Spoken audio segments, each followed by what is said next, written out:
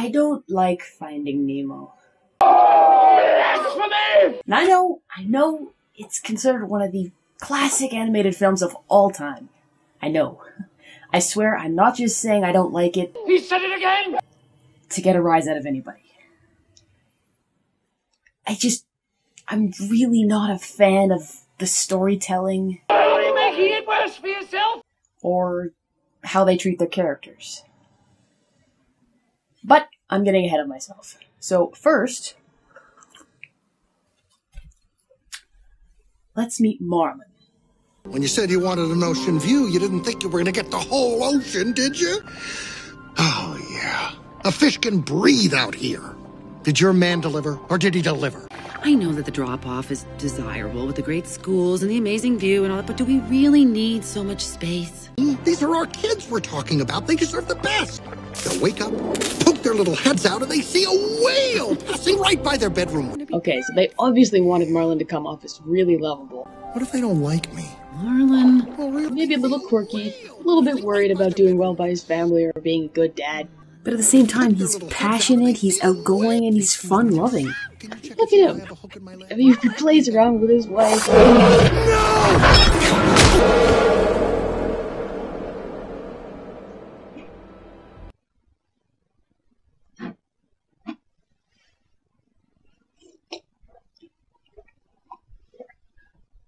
That was absolutely terrifying.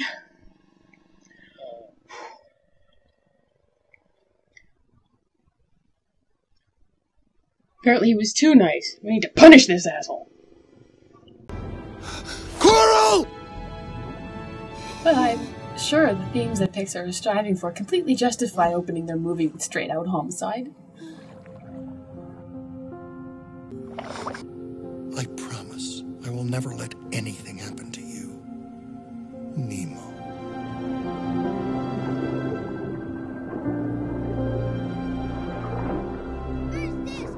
First day of school! Get up, get up!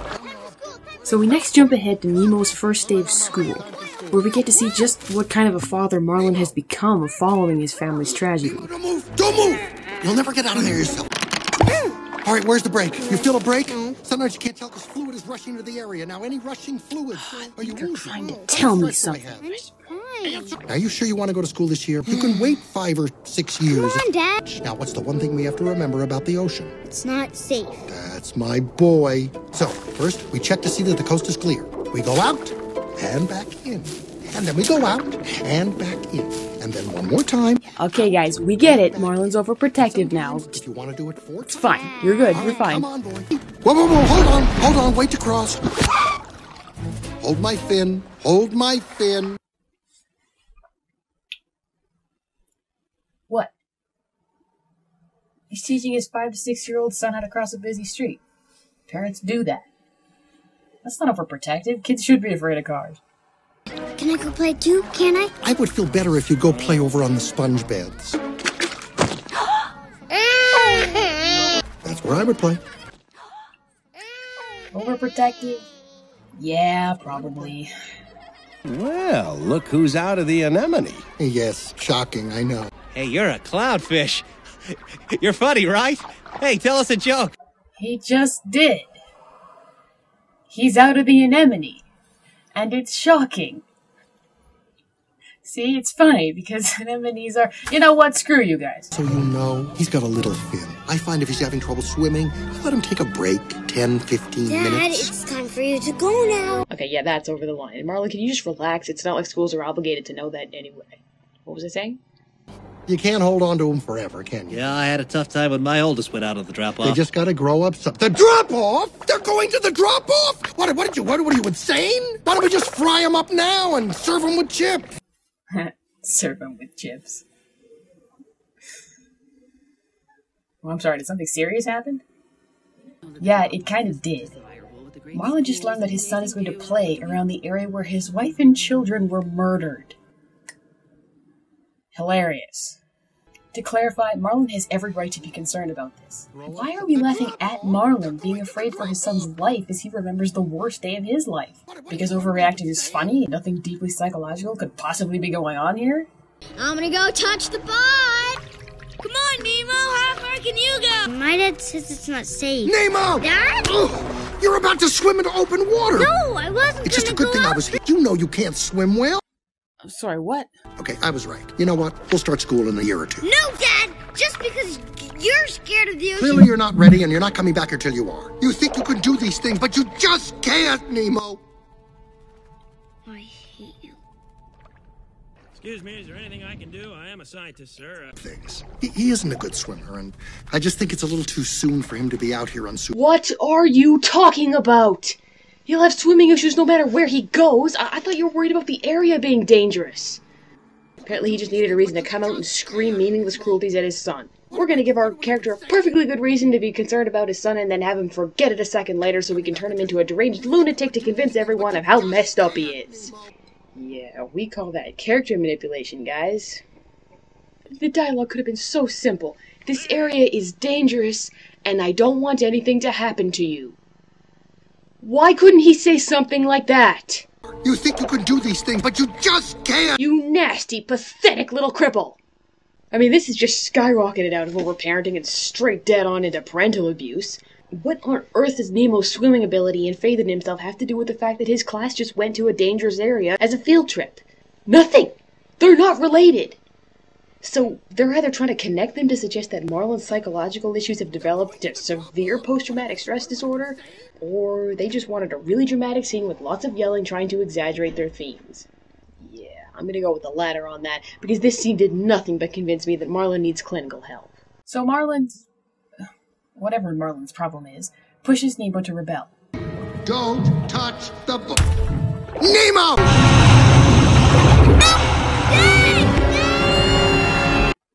So wait, Marlin was right? The drop-off was dangerous. Okay, so he should have been more protective? Nemo! Anyway, so then he bumps into Dory. Yeah, I suffer from short-term memory loss. Speaking of clinical help. Well, hi! Then how'd you morsels like to come to a little get-together I'm having? Oh, come on, I insist! You know, I'm sure the shark would understand that you're trying to find your son. No? Okay. Anchor, chum! There you are, Bruce! Why? We got company.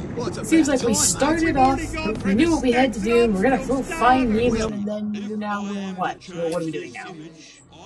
Tea party with sharks, anyone? Fish are friends, not food. I love tea parties with sharks. Hello, my name As long as is it's Bruce. moving the plot. It has been 3 weeks since my last fish, on my honour. You're an inspiration to all of us. Amen. Oh, but this is interesting. Marlin is learning about the ocean. And not just that, he's learning that his preconceptions about the ocean may be wrong. That not all giant carnivorous fish are to be feared, despite his understandable doubt of this fact. Coral? This has the potential to be a huge learning opportunity for Marlin. Nemo. Unless, of course, it was just to find the mask. No, when I said moving the plot, I didn't mean have a character come in and... I mean, yeah, it moves the plot, but... Marlin's not moving the plot. I'm a clownfish? Tell us a joke! But Marlin can still learn trust lessons. I mean, he's buddying up to the sharks, right? He's understanding that they're not going to eat him. Just a bite. Fish are friends, not food. Food! Just one bite. That's the second time this movie's done that now. Marlin thinks something is scary, but then he learns that he was right all along, hey! Quick, grab the mask! Oh no.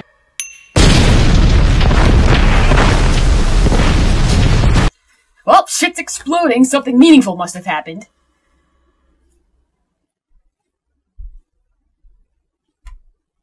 No, I'll get it. Just give me a second. Dad!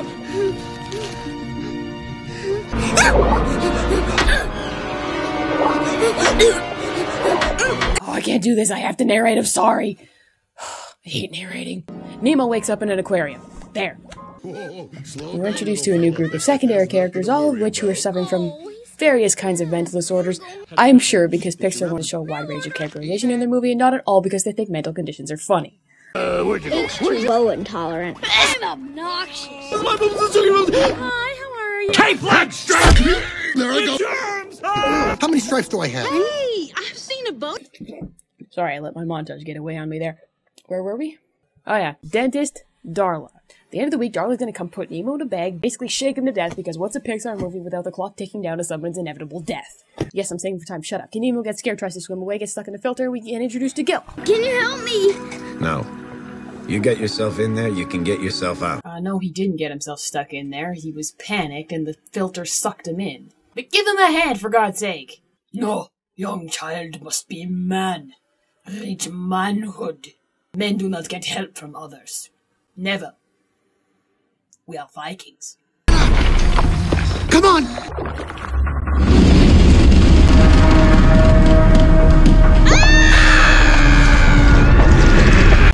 What are you doing? Swim sideways. Sideways! You're in an ocean!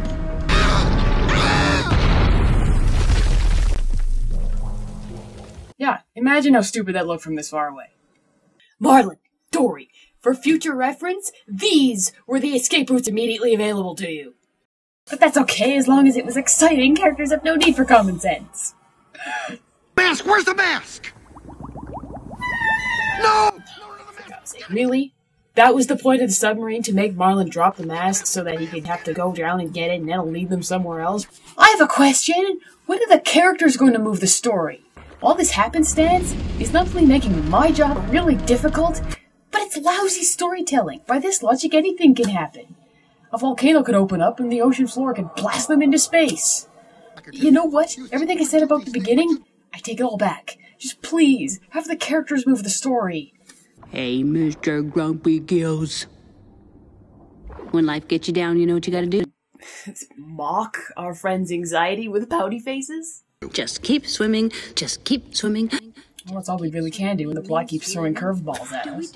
We swim, swim. Dory, no singing. And for the record, for how screwed up Marlin is, he's been doing remarkably well in terms of moving forward when life gets you down. His family is dead and his son has been abducted.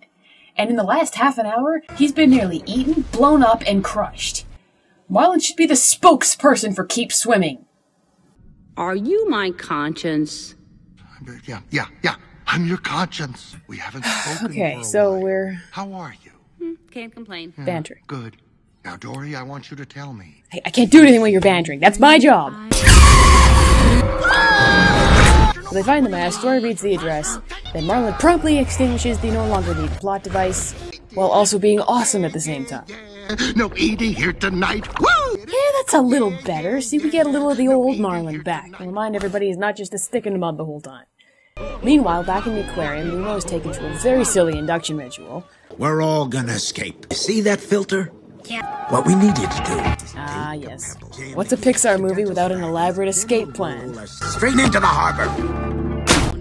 And meanwhile... Sydney, if you ask where I'm going, I'll tell you that's where I'm going. It's P. Sherman 42 Wallaby Way, Sydney. Dory is annoying the living hell out of Marlin.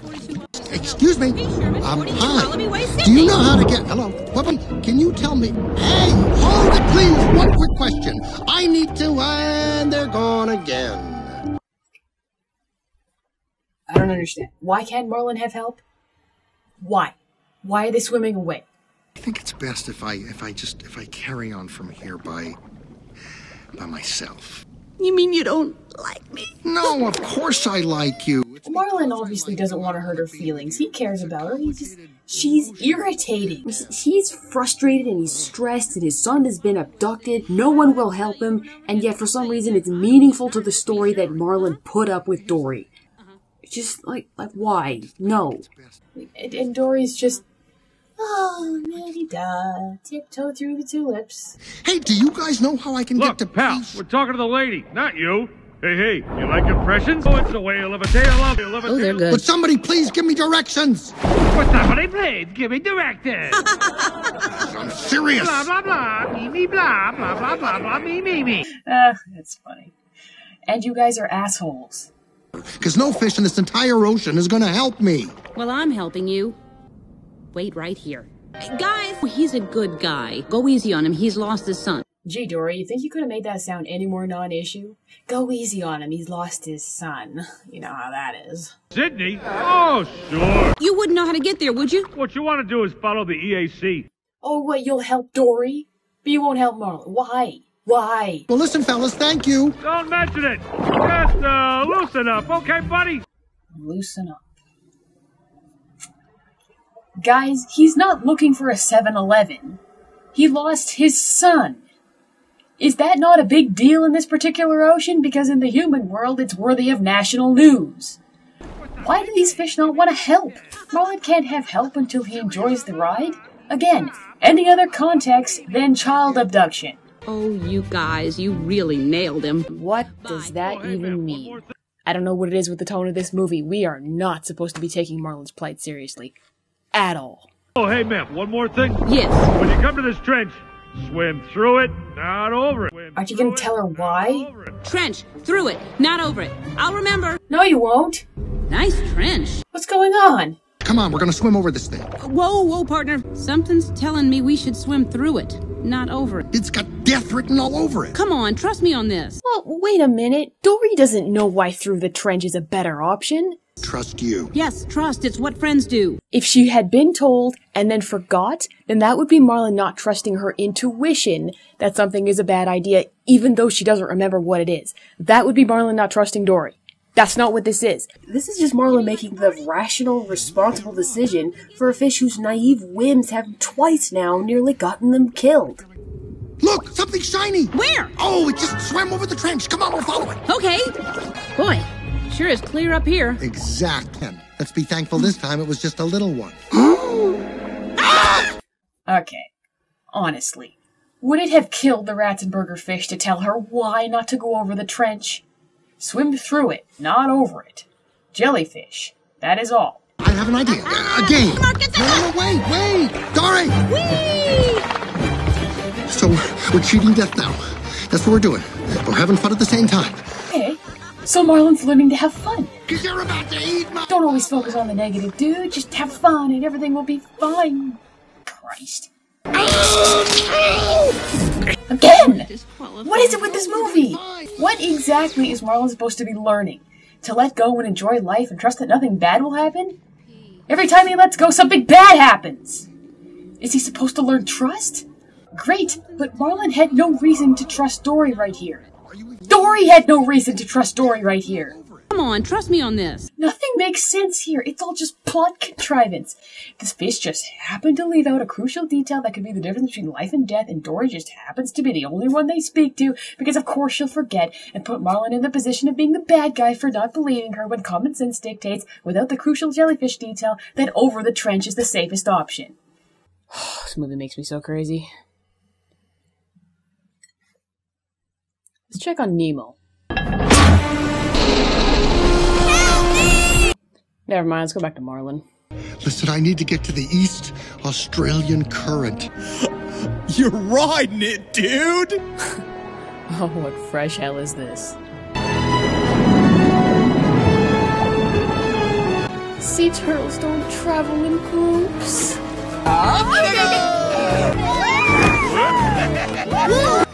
Nor do they parent Pixar. I mean, honestly, you must have had to research this. It's awesome, Jelly Man. Little dudes are just eggs. We leave them on a beach to hatch, and then cuckoo-ca-choo, they find their way back to the big old blue. What? Blue. All by themselves? Sure. Say that one more time.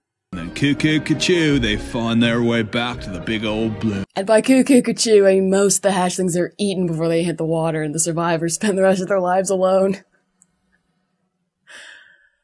On second thought, this may not have been the most bodacious analogy.